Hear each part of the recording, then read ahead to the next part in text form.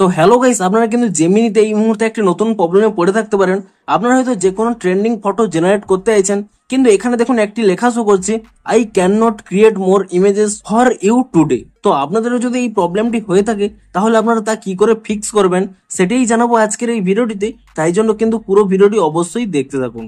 তো তার আগে ভিডিওটিকে অবশ্যই একটি লাইক করে দিন এবং এই চ্যানেলে যদি আজই নতুন এসে থাকেন এখনই চ্যানেলটিকে সাবস্ক্রাইব করে রাখুন এরকম নতুন নতুন ভিডিও দেখার জন্য। তো আপনাদের যদি এই প্রবলেমটি হয়ে থাকে তা আপনারা কি করে ফিক্স করবেন দেখুন।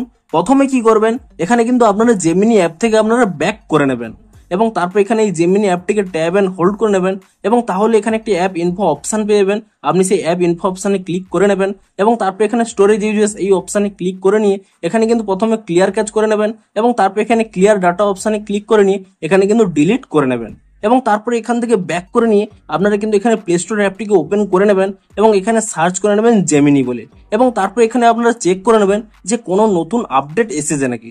যদি এখানে কোনো নতুন আপডেট এসে থাকে আপনারা কিন্তু তৎক্ষণাৎ নতুন ভার্সনে আপডেটটি করে নেবেন এবং তারপরে কিন্তু এখান থেকে অ্যাপটিকে ওপেন করে নেবেন এবং অ্যাপটিকে ওপেন করে নেওয়ার পরে আপনারা এখানে দেখতে পাচ্ছেন 3 লাইন রয়েছে। আপনি সেই 3 লাইনে ক্লিক করে নিয়ে এখানে কিন্তু নিউ চ্যাটে ক্লিক করে নেবেন এবং তাহলেই দেখবেন আপনাদের কিন্তু প্রবলেমটি সলভ হয়ে যাবে।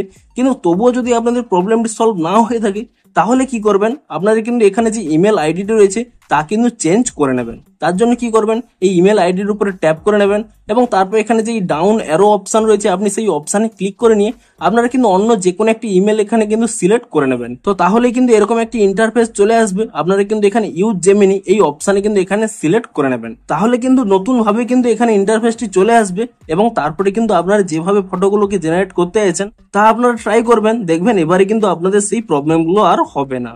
তো ভিডিওটি যদি একটু হেল্পফুল বলে মনে হয় অবশ্যই একটি লাইক করে দিন। দেখা হচ্ছে আরো কোনো ইন্টারেস্টিং ভিডিওর সাথে। Thanks for watching.